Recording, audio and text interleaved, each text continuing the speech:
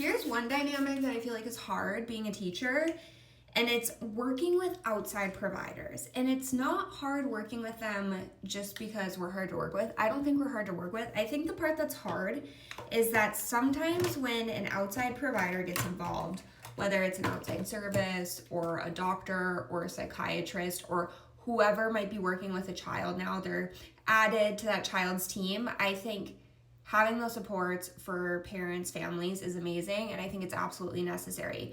But sometimes what happens is these outside providers are giving a lot of tips and tricks, ideas, strategies, and sometimes those pour over into the school day without them having the perspective of what the school day looks like, other than either what they're assuming or seeing at home or what a parent's telling them. And like I said, we need parents and families to have these supports for kids, so I think it's amazing. However, it can muddy the water sometimes, because then all of a sudden, parents, families are doing whatever they can to try and support their child the best that they can, and sometimes the advice or strategies or things that they're recommending for school don't fit or work in a school system.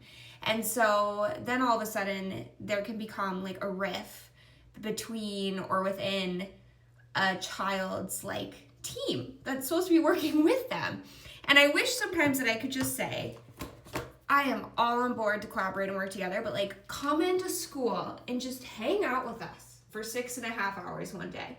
Just see what that child does or needs in a school day, and then offer advice. I mean, when you see a child in a doctor's office, when you see a child when they go for an assessment or an intake to get these extra supports outside of school, you're not seeing the whole child. Also, the child that you see at home is different than the child you see at school.